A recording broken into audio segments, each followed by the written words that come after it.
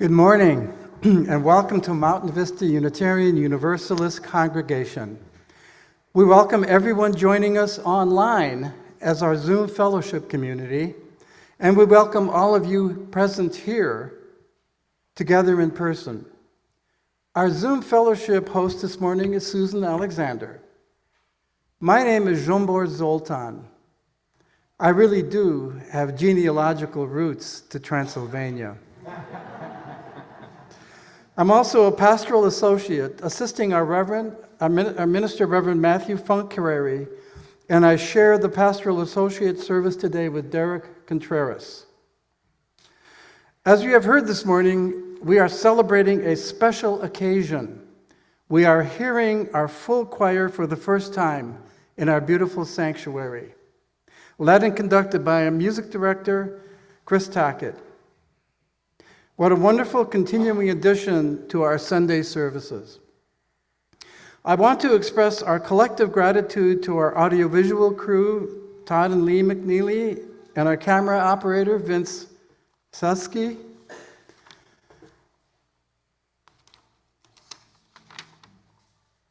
I also want to recognize Joel Yellen. His voice serves as our guide when we are singing together communally when the choir isn't here.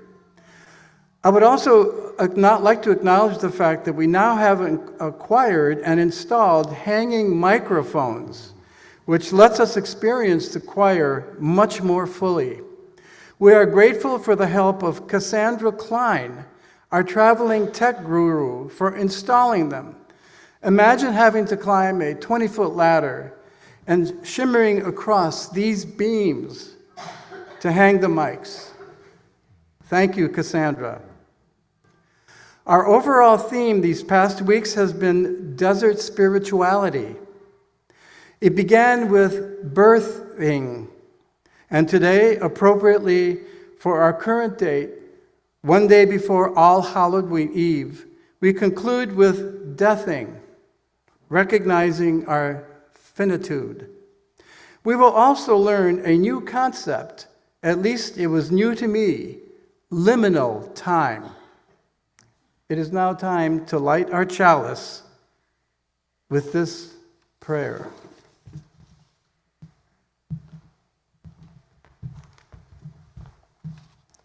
Today's chalice lighting words come from Reverend Karen G. Johnston, called A Prayer for Liminal Time. A liminal time, this, when the veil between life and death grows thin, when the rhythm of day, drawing breath, shows itself in a crackle of umber leaves, in the moon rising low in blue autumn sky. Many named, Samhain, All Souls, Dia de los Muertos, Hallowtide. No need for words, our hearts know it better. A darkening time of year, a retreat, a refuge, a return, a release. Yes, beloveds leave us. And what are we left? The chance to learn courage, the opportunity to the newly lonesome. We pray a breaking open, not a part of our heart.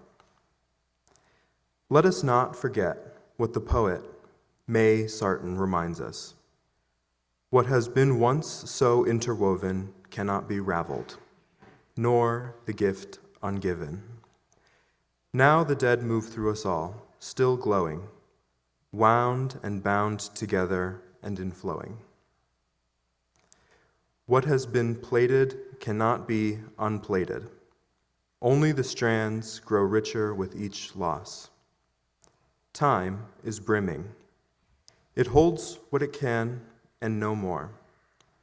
Let us present the offering of our hearts, flowers and photographs, objects of longing and whimsy, on an altar made or found.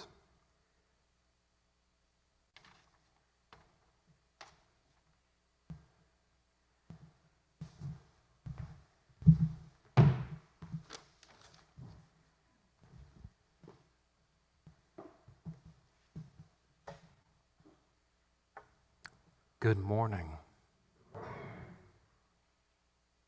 All Souls Sunday is a new practice for this congregation. It was initiated by our dear and wonderful friend, the Reverend Dr. Samantha Wilson, during her first year of interim ministry with you all. It is a time to pause in the liminal space of the year and open to our awareness of the dead moving through us, still glowing, wound and bound together in flowing. All Souls Sunday was then shared with our Baja for collaboration last year in one of our last pre-recorded services, Dancing with Death. And the three individuals delivering the message for that service were the members of Mountain Vista congregation, Hobie Denny and Robin Ussell and Joe Scott. And Hobie is here today, and Robin will later be offering the sermon. But Joe is no longer with us. He passed last June 18th. I never met Joe in person, only through his recording for that worship service, and yet my life is richer for his experience and his wisdom. Well, my current life, I've been off and on ill for the last lot of years. Back in the late 90s, I was diagnosed with advanced, I was diagnosed with prostate cancer. It wasn't advanced at the time, but it's been with me since then and been advancing. In addition to that, I have other kinds of things going on that makes me understand that life is fragile. It's you need to make sure you do what you got to do, because it's not here for forever. Life is fragile. Make sure you do what you got to do, because it's not here forever. Today we'll hold Joe's wisdom with our emerging All Souls tradition and seek a loss that breaks us open, not apart. That we are not unraveled by a grief that we courageously bring forward today, but are more tightly woven. And that we may grow richer together and individually through this process. Because we do not go alone. Together as a people, in our living and in our dying.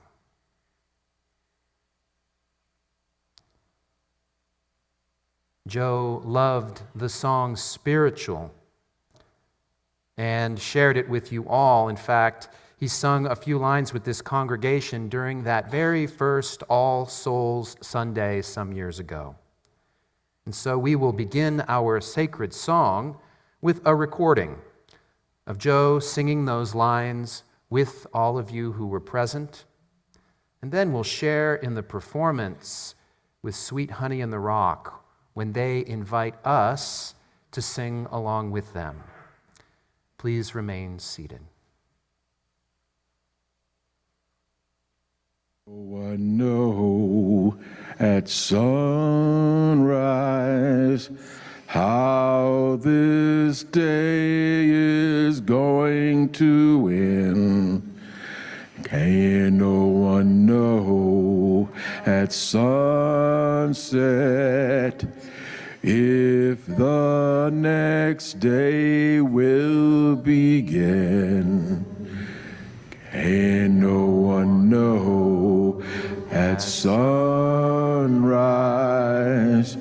how this day is going to end? Can no one know at sunset, if the next day will begin. Can't no one know at sunrise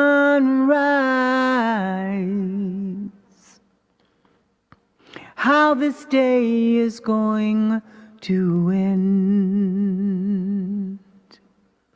Can't no one know at sunset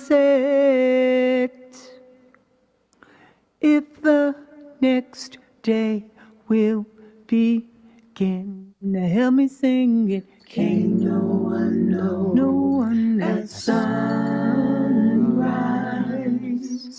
how this day is going to end. My mind. Can't no one know at sunset if the next day will begin. Mama, sing it now. Can't no one know, no, at sunrise, how this day is going to end. My, can't no one know, at sunset if the next day will begin. Oh, in this world of trouble and woe, I remember and better be ready to go. Well, now we look for things to stay the same, but in a twinkling of an eye, everything can be changed. Can't no one know at sunrise how this day is going to end. Can't no one know at sunset, yes, if the next day will begin. You know the troubles of the world chill our hearts from Soweto to Stonewall, Birmingham and LA. We're searching for hope that lies within ourselves as we fight against misogyny, race, hatred, and pain. My Lord, can't no one know, at sunrise. How you gonna know? How this day is going to end. How it's gonna end, y'all. Can't no one know at sunset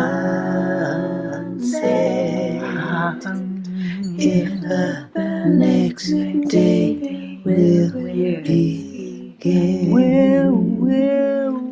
no one know at sunrise how this day is going to end. Can't no one know at sunset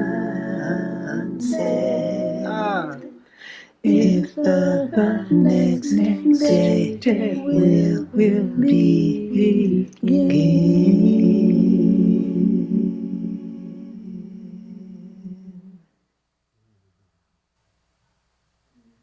I love that song.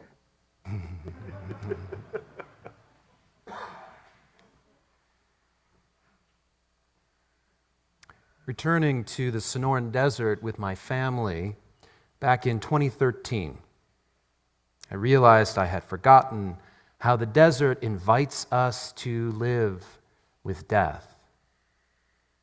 And the reminder when it came was unexpected. Less than a week after returning to Tucson, I was driving my family through our midtown neighborhood when I made a turn, and there was a vulture eating roadkill in the middle of the street. And rather than it being gruesome, that great bird with its bald head and its dark wingspan said to me, "Did you forget? Death lives here, and so do you." In a way, for 22 years, I had forgotten the patient sky spirals of turkey vultures signaling death on the desert floor. I'd forgotten the bending skeletons of cholla that decorate our homes and our altars. I'd forgotten that each sunrise and each sunset that soothes us with its vibrant beauty, they always come to an end. The Sonoran Desert has been called one of the harshest and most diverse ecosystems on Earth. And living here requires an awareness, careful attention to your body and its relationship to extreme heat, surprising cold, parching dry, and flooding wet. And life adapts, as of course it always does, and here is unusual flora and fauna thriving in the extremes and triumphant through the lack of water. But despite all adaptations, life remains fragile. It is not here forever. Like our stately saguaros, the celebrities of Sonora, which seem eternal in the harsh flux of temperature and moisture, and yet in reality, they live no longer than 300 years. In their time, they die. And when they do, the desert holds them dispassionately. That is, it bears the weight of death without feeling the loss as we do. It's all right. We're all getting unknown callers right now due to the robocalls, right? We bear the feeling of loss. And more than any other cacti out there, we feel a kinship with saguaros, at least I do. Anyone else? Thriving and triumphant, I hold the giant cacti in reverence. And I find joy in their uplifted arms and laugh when they seem to reach out and gesture, "Just come here and give me a hug." And so I grieve for them when they die. Jungian analyst and author James Hollis says that the experience of loss can only be acute when something of value has been in our life, when something of value is in our life and then it's gone. We grieve, he continues, to discern the value we've been granted and to hold on to it when we cannot hold on to what concretely gave it to us. Now, I would have never held on to a saguaro or given it that hug. And yet, when I see one fallen, ribs showing through its decay, I mourn its death, and I hold on to the value of resilience, of thriving through the desert that it taught me in life. In the time since my remembering of the desert's invitation to live with death, I've been learning about another kind of death, another layer here in the desert, the death of human migrants. And this excerpt from Fernando Lopez's desert poem contains, for me, all that I've learned. He writes, "So hot and so dry during summer, so cold and hostile during winter, just a taste of spring and another summer passed through here. This Sonoran desert, the murderous route that often takes its toll of death, but it's not your fault. It's not your brutal temperatures. It is so normal for you to see the suffering of so many, of all ages and directions and colors, in a sea of tears in the desert. The cry of those who just want to achieve a snatched dream. You, desert, with your snakes and scorpions, your coyotes howling at the moon, saying among them, "There go some others." Your hungry vultures, they are looking and monitoring, challenging during the day, your gulches and sawaras and mountains that stretch as far as the eye can see, that make you wonder, is there still any hope? Is there still any hope? It is our stated homeland policy to deter human migration by forcing people into the harshest part of the desert. Just as it is our international policy that the root cause of many people leaving their countries and their families and risking their lives is due to the injustices that are occurring internationally.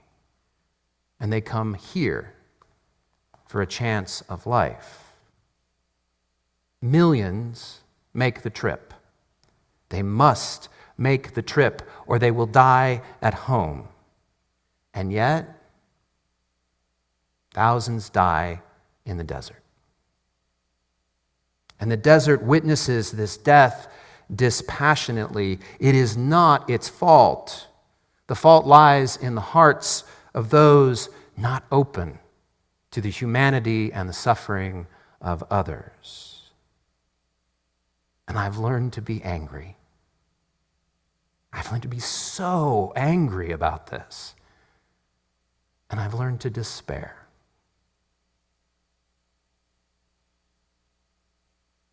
But my body remembers the invitation. The invitation to live in the desert is to live with death.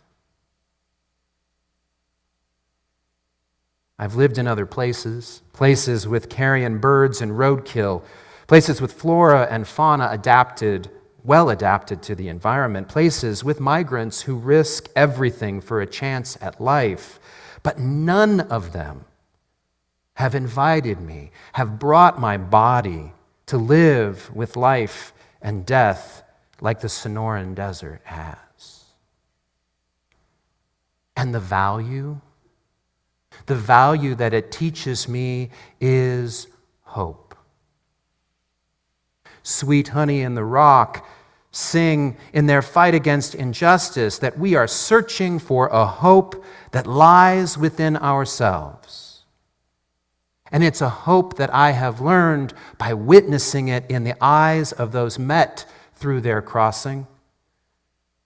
And what I've learned in seeing the numbers climb, so many who have risked their lives to come here and lost. And I carry that now in my body and in my relationships. So that when the death and the loss seem too much, when the politics and the policies seem unenduringly inhumane, I'm reminded by this place, by its flora and its fauna, its sunrises and its sunsets, its beauty and its gruesome reality. I'm reminded by those people passing through, those living here, those dying here, to live a resilient hope.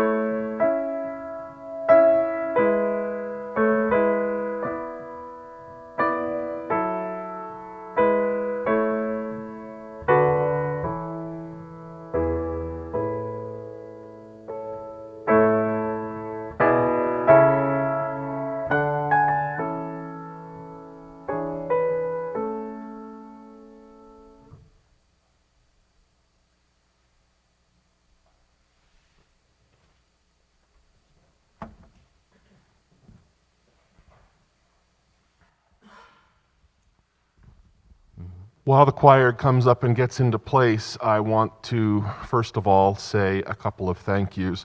First of all, to Lee and Todd, and especially Cassandra, who put these microphones up. As Jean-Bour said earlier, I was here with them a little bit on Tuesday, and watching Cass climb the giant ladder and run up and down the length of the hall like some kind of wild spider girl. It was frightening, to put it mildly, but I'm grateful for that. I'm also incredibly grateful to everybody who got us through the last 2.5 years. It has been that long since we've had a choir in service here, and I am grateful to everybody who contributed to their time and their talents and worked so hard to help me and Shakela Wanyama, my immediate predecessor, put together so much fun and wonderful music when we couldn't be together in person. And lastly, I want to say an enormous thank you to these incredible people behind me who have come and in only a few short weeks put together, I think, something really wonderful. Thank you. We've been able to put together a really transcendently gorgeous piece of Mozart for you in only a couple of weeks. The music is beautiful. It's Mozart at his best and most effortless. Every note seems to be inevitable, but yet somehow, for all of its filling out the formula perfectly, it's still gorgeous and transcendent and heart-touching. The text, on the other hand, it's a Latin meditation on viewing the body of Jesus after the crucifixion. And in some ways, well, to borrow George's joke, it kind of reads like a Latin coroner's report, if you translate it directly into English. So based on sheer gruesomeness, which frankly belies the gorgeous music, it's interesting that way. But George has written a translation of the Latin that I think captures more of the essence that will help us understand and bring more of it into our more contemporary mindset. So, George, if you'd be willing.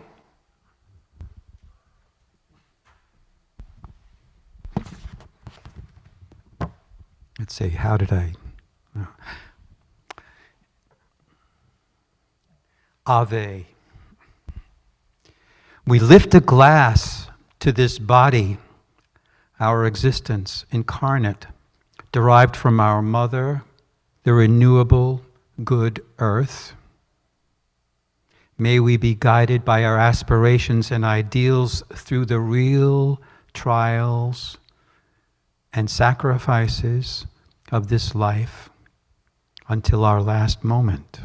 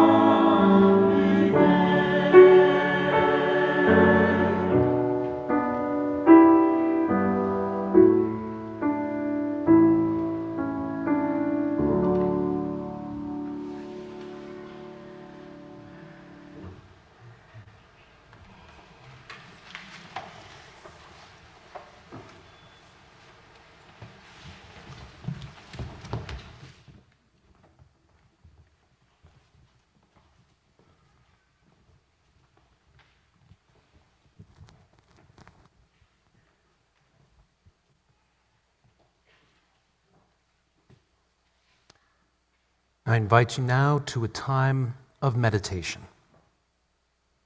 of bringing awareness to your body by relaxing into your breath.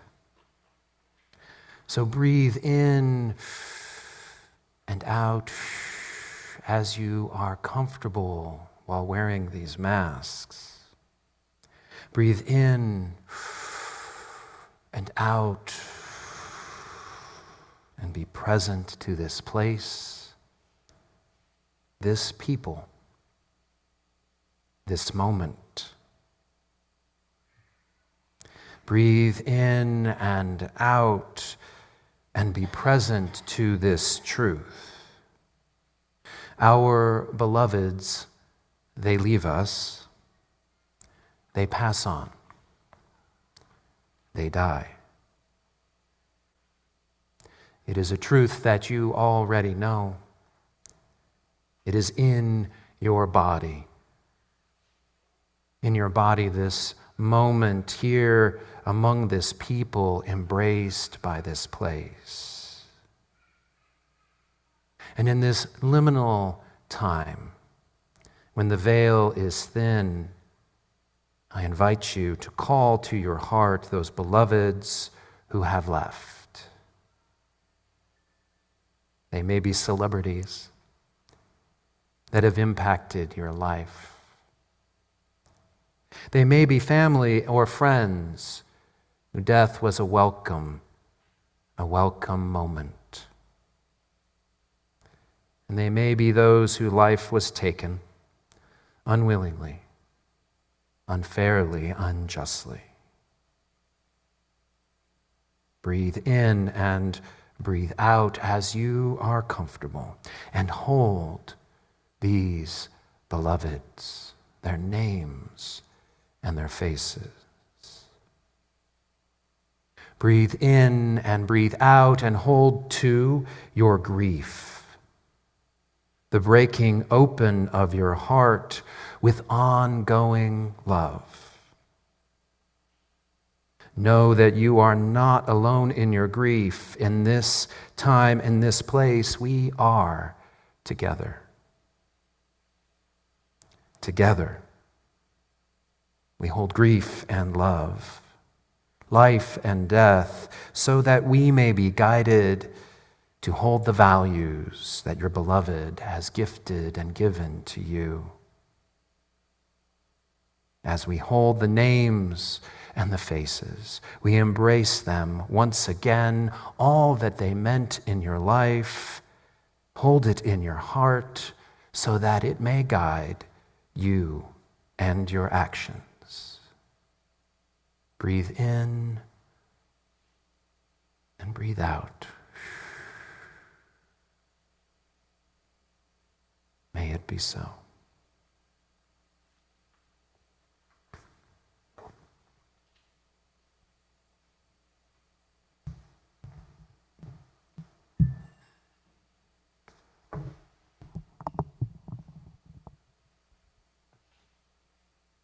There's no place in this world where I'll belong when I'm gone. And I won't know the right from the wrong when I'm gone. And you won't find me singing on this song when I'm gone. So I guess I'll have to do it while I'm here. And I won't feel the flowing of the time when I'm gone. All the pleasures of love will not be mine when I'm gone. My pen won't pour lyric rhyme when I'm gone. So I guess I'll have to do it while I'm here. I was only 16 when my brother Eddie died. He was 23. When I was a kid, he seemed so much older than me. But now, looking back at how young 23 is, I mean, so much has happened to me between 23 and 41. I'm an entirely different person. I may have been 5 or 6 different people since then. I didn't have a great relationship with my brother. Aside from our age gap, he was away a lot, dealing with drama and trauma I didn't even really know about until much later. He also liked to pull a lot of pranks on me when he was around, so that added to the fire a little bit. The last words that I ever spoke to him were unkind. They were just stupid words of anger during a fight between young siblings. I didn't mean them, but they were very poorly timed nonetheless. It was a painful and powerful lesson learned. Not that I don't ever speak out of anger anymore, but it is a far less frequent occurrence, and I am quick to draw them back when they happen, and to explain where my emotions come from, where the hurt comes from, and to apologize. Eddie didn't have an easy life. He struggled a lot with bullying, he got mixed up in the wrong crowd, he battled a drug addiction, a battle he lost when it looked like he was really making some progress to get control of it. He was a tender-hearted, compassionate, and nurturing person with a very, very deep need to be loved. He rescued animals. He volunteered at an elementary school here in Tucson, and he had friends and family who loved him very much. I learned about most of that after he died. I kept a lot of his journals, his notebooks and scribblings as mementos. And over the years, through reading his thoughts, the stand-up comedy routines, the fears and insecurities he had, if we'd had the time, I like to think we would have found our way to a pretty good relationship and to a much deeper understanding of one another. In his journals, I actually found a letter that he wrote to me but never gave to me, where he confessed his admiration for my talent, expressed his love for me that I didn't know was there at the time. And Eddie was also a musician. He played guitar mostly and was often drumming on any available surface. Music was really important to him. For a while after he died, I could hear guitar music in the house. Maybe it was him, maybe it was my imagination. But the one thing that we could connect on was music. I remember my mom telling me that a lot of the time when I would play the piano, he would be just around the corner or just right out of vision so he could hear me, but I wouldn't know that he was listening. So that's what I use to connect to him now. When I am stuck in my grief, I mourn the things that he missed out on. All the concerts he never got to go to, the songs he didn't get to hear or write, the people who didn't get to meet him, the sister who never got to know him while he was alive. But there are a lot of moments where instead of being stuck in that place of hurt and pain, I invite his memory into my world for a moment of joy. Whenever I see some ridiculous show that I think he would like, or I hear someone just killing it on the guitar, or if I'm sitting in a peaceful place where he probably would have wanted to bring his guitar and play, I call him to me. When I'm tapping my foot to a beat or drumming something out on a random surface, I let him be alive in those moments. I let him still be present. I let him have those moments of life, just in a different way. And I won't breathe the bracing air when I'm gone. And I can't even worry about my cares when I'm gone. I won't be asked to do my share when I'm gone. So I guess I'll have to do it while I'm here. And I won't be running from the rain when I'm gone. And I can't even suffer from the pain when I'm gone.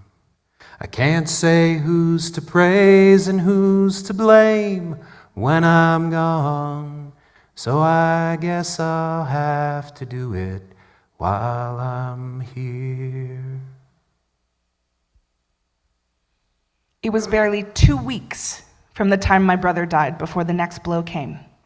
This time it was my father.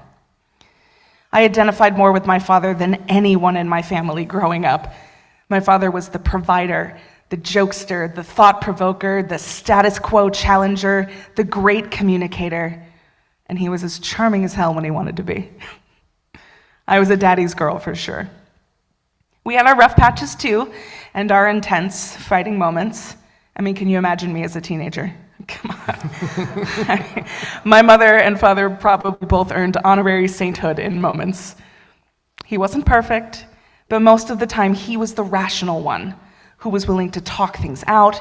He wanted to think things through, look honestly at the consequences of actions and debate their worth, find the humor in things and learn from mistakes, versus a more reactionary yelling, screaming, and hysterics, which was more likely to come from my mother.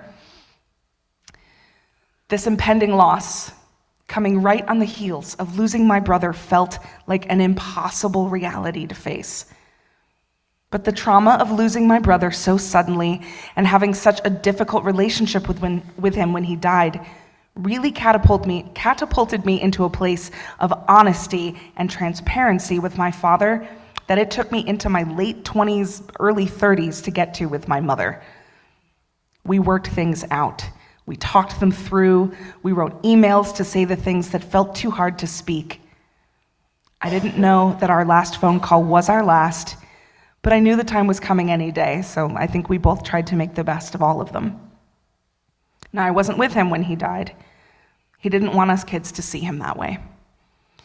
Now, if I hadn't injured myself in a show that I was doing, I definitely would have not listened to his wishes. Since we knew for quite some time that it would be any day now, I deliberately put myself in a college that was only a 4-hour drive away, exactly for this purpose. And I would have driven them if I could, as I did dozens of times. But I guess the universe owed my dad a favor, so she stopped me from getting there. And my last words to my father were much improved from the last words I said to my brother. In hindsight, it all happened as it was meant to, despite how heartbroken I was for so long that I wasn't there. But in sitting with my mother, as she passed a few years ago, I was able to find understanding for that decision. It wasn't time for me to have that experience yet.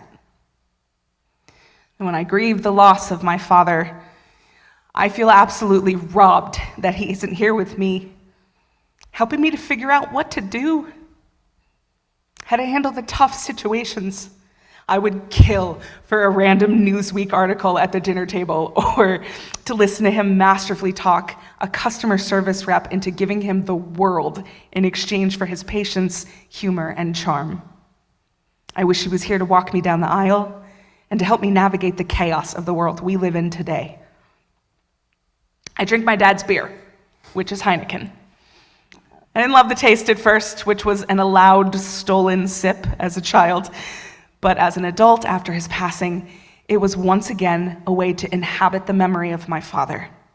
I did eventually grow to like it. To this day, he's always with me when I'm drinking a Heineken. Even though we never really got to drink one together while he was alive.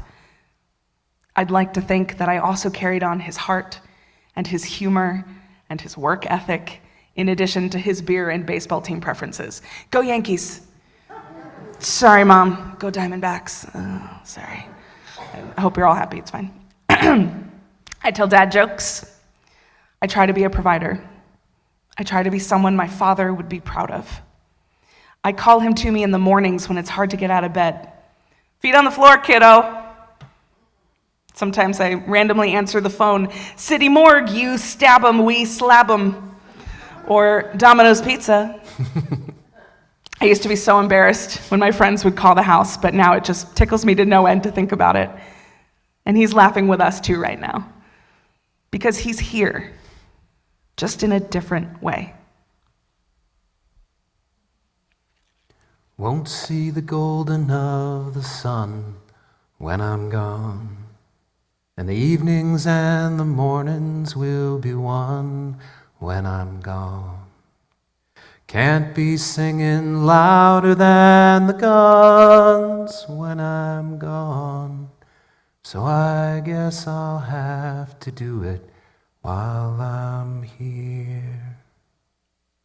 All my days won't be dances of delight when I'm gone. And the sands will be shifting from my sight when I'm gone. Can't add my name into the fight when I'm gone. So I guess I'll have to do it while I'm here. I talk a lot about the loss of my mother and the grief that I've been working through these last years. I think I talk about her the most because it was the most recent of the three, and I also had the most time with her. Again, not all of it was a good time, but in our final chapters, she and I really got it together. We went through so much together. She and I could both probably write more than a book or two about it. She started hers, I'm still working on mine. I put my mother through a lot when I was growing up, and so did the world. She had so much loss in the time that I knew her, but she also had 40 years of life before I even got here. It's similar to my brother and father. I'm learning a lot more about that now that she's gone. She was compassionate and nurturing, stubborn and feisty, and so incredibly full of love for her kids. And for kids who weren't her kids, and for all the little weird creatures of the desert, and for the arts. And she too had a very, very deep need to be loved. And I loved my mother so much. Before she died, she promised me that she would send me geckos and hummingbirds and roadrunners, and she does, like all the time. I told her I was going to get both of our matching tattoos that we were supposed to get when she turned 80 and I turned 40, and I did. I promised her I'd take her ashes to the place I knew she wanted them, and I did. She turns the sky a very specific pink when she wants me to know she's with me. I tell stories about her to my partner a lot. They would have really gotten along, and she would have taken incredible delight in siding with him against me in very silly arguments, making us food out of whatever hot dogs and craziness she had in her fridge, or cheating at an all-night game of gin rummy. I'm sorry, Mom, sometimes you cheated. When I mourn my mother, I feel so sad that she isn't sitting here with all of us today. We came through and survived so much, only to lose her so quickly, and it all felt so cruel. But as I have mentioned before, being with my mother when she passed and helping her to die on her own terms was a blessing and a gift I didn't expect. And as I continue to work through my grief by embracing the gifts that came with those blows, I continue to be visited by desert creatures and pink skies. I am also realizing that she is helping me now with my own dance with death and dying. A year ago, I shared that my cancer had spread into my lungs and that finding true palliative care was not easy. I shared how slow cancer treatments were advancing and how incredibly complicated it is to navigate through best guesses and averages and be my own project manager in a challenging healthcare system and in a world of uncertainty. I rewatched the video from last year and was moved once again by Hobie graciously sharing about his journey with his son's health and a reflection on his own life and eventual death, may be a very long time from now. I felt seen when he made a point about some of the extraordinary measures the healthcare system will take to sustain life, but not necessarily improve it. And I felt held when he shared a wish for all of us to live as long and as well as possible. I was also struck again by the absolute beauty and courage of Joe. I felt connected to the imagery he gave us of parachuting towards the earth, knowing the hard ground is quickly approaching, and yet he wasn't afraid of it. He accepted it. He wanted to get his house in order, but he felt he'd lived a good life and wasn't afraid. I am not afraid to die. Don't get me wrong, I have all kinds of feelings about it, but I'm not afraid to die. I might not have had 90 plus years, but I've lived my 41 so far pretty well, I think. As the cancer continues to progress, and my health declines further, I know the ground is approaching. But I'm not ready to start calculating the landing just yet, or being in and out of hospitals and on and off pills and dealing with side effects, a cycle that certainly makes it hard to think about anything else. It's going to happen when it happens, as it does for all of us. And I may change my mind on how I want to deal with that, or I may not. But regardless, and this is really important, I don't want you to mourn me yet. It's not time. Don't mourn me yet, and don't count me out.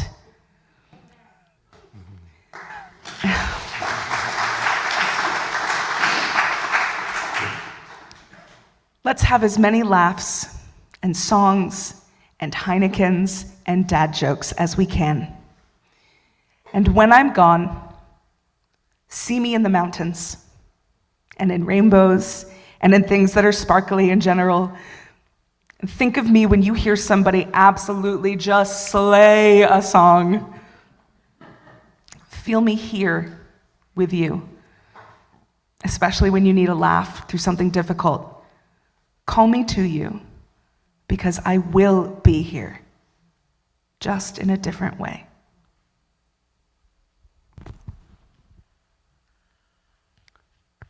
And I won't be laughing at the lies when I'm gone.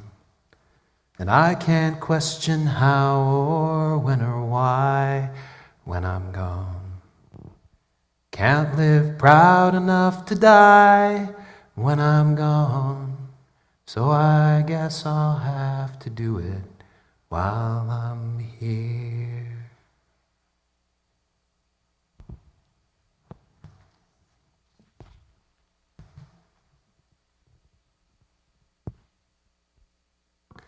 Following our service today, you are invited to offer up the names of all the beloveds that have left and that are in your heart.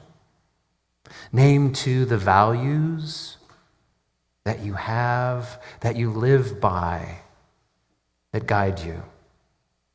And all of this is possible out at our All Souls altar in front of the church. The altar has been crafted by Curtis and Reverend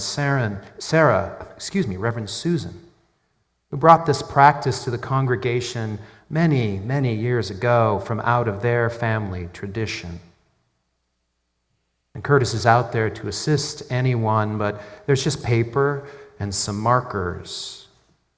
Write down a name and share the value that this beloved has gifted to you, that you continue to live by.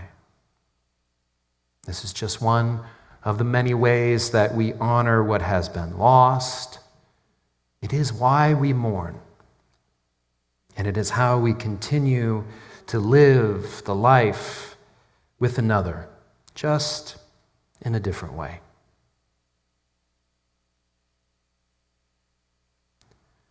Our closing song is When I'm Gone by Phil Oakes. And I'd like to invite you to join me, if you would rise as you're willing and able, and your parts will be, the words will be projected.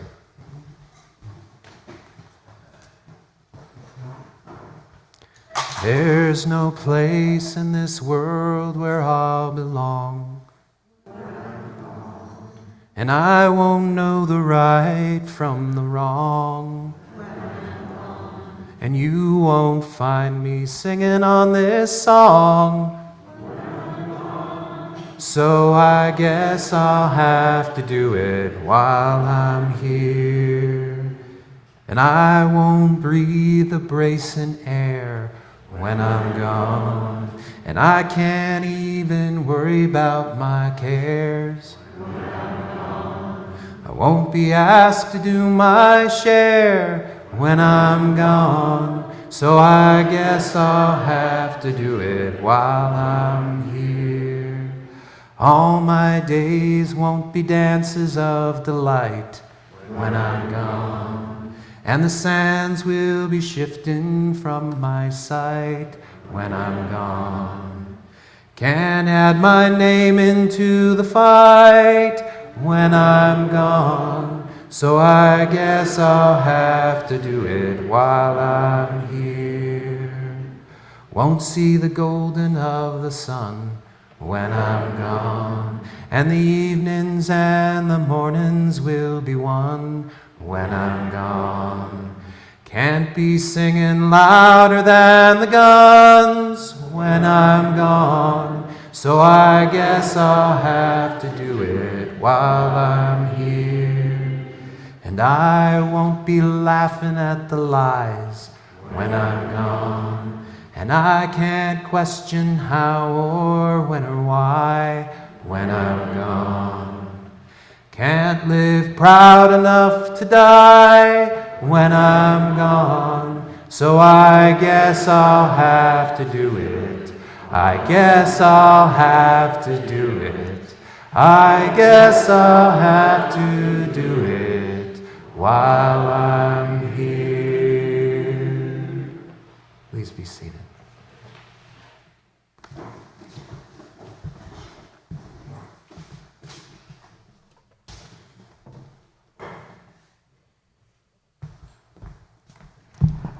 I'm not ready to speak. And I'm not going to take off my mask because I probably have mucus rolling down my face. So, the first thing I'm going to do is invite Tom Sawyer to give an announcement about parking.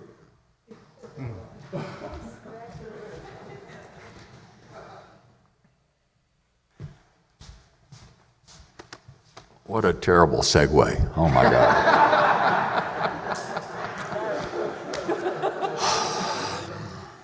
I'm literally speechless after that service. Thank you so much. On to practicalities. What I would ask of you today is to just take an extra moment as you look around to take notice of the subtle efforts that are being made to make this spiritual home more comfortable, more welcoming, more the place that we want you to feel you belong. So in that vein, I wanted to do two things. One is I want to thank the work crew that came yesterday. You know who you are. Warren particularly, who organized it, to do some beautification projects. So take notice. I'm not even going to tell you what they are. I want you to look and to take notice. Second, I want to make you aware that in the follow-up to the announcement that I made last week about parking, we now have striped parking in the back. Thank you again, Warren, for that. I would ask one more thing of you. As you use the building, particularly in the service on Sundays, to be aware of where you're parking. What we're hoping to achieve is that we will save these front spaces for those of you that are less mobile. Those of you that are more able to be mobile, if you would park either back toward the back, over at the side, or as we grow, as we are, you up on the ridge there in the gravel. And we will be doing some additional things. We'll be adding some markers for parking up on the gravel there. We'll be looking at building a staircase down from that ridge to make you safe. But I want you to begin to think about those things because we're growing very fast. And we will need, as our snowbirds and rainbirds continue to come back, we're going to see a lot of need for being very intentional about where we're parking. So thank you for that.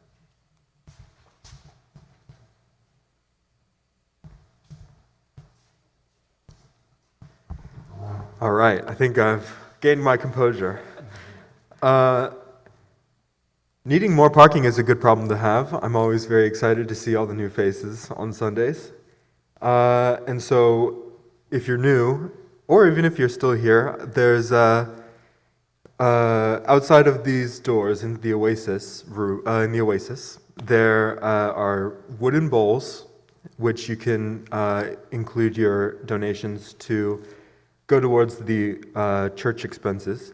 And the woven basket partnership of the month is UU Jazz, Unitarian Universalist Justice for Arizona. This is our last Sunday with them. So, yeah, if you'd like to leave a donation, those will be out in the Oasis. And we have a quick video to show for our Religious Exploration has an exciting announcement they'd like to share with us. Hello, my name is Stacy and I am the coordinator of Religious Exploration here at MVUU. I have a small announcement I'd like to share with you all. I'd like to announce that RE is starting our first social justice project. Over the next 4 Sundays, we will be discussing how we take responsibility for our own pets, how we care for the animals that are in need, and how we have the power to make a difference in the world. As part of the project, we will be collecting and making donations to give to the Humane Society of Southern Arizona when we visit as a group on November 12th. As we say, we are stronger together and can make a larger impact together. So we'd like to invite the congregation to participate in our giving as well, if you are able.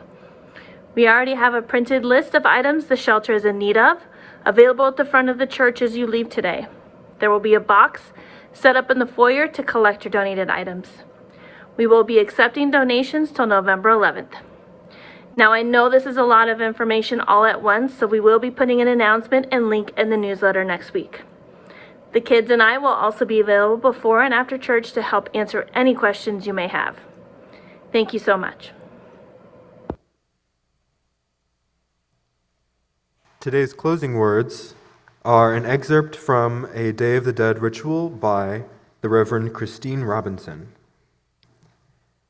Spirit of life, whom we know best in our own loving and being loved, hold us as we remember those who we have loved, and those who have loved us.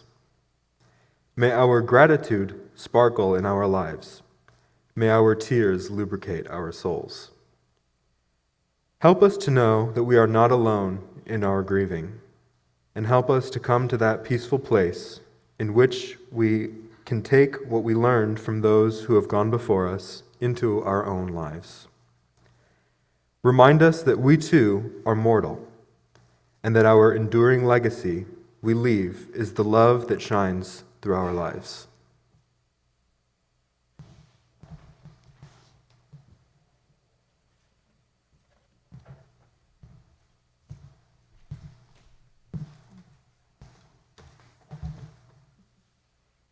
The joys of microphone choreography. I just wanted to, for one more Sunday, we're going to sing the response. May it be so, may it be so, may it be so, let it be so, let it be so. You see, if you'd come to choir practice on Wednesday, I'd have a chance to practice it more often and we'd be good. So Wednesday evening, 6:30, come and join. I'd love to have you all here. What a wonderful problem it would be to put the non-singers up here to hear while the rest of us sing out here. So Wednesday evening, 6:30. Jean-Bour, would you please? May the majesty of the mountains inspire us. Let it be so. May the quiet contemplation of the desert enrich us. Let it be so. May the colors of the sunrise and sunset soothe us. Let it be so. May the moon in the desert sky guide us on our way. Let it be so. May we grow into harmony with the cycle of desert life. Let it be so.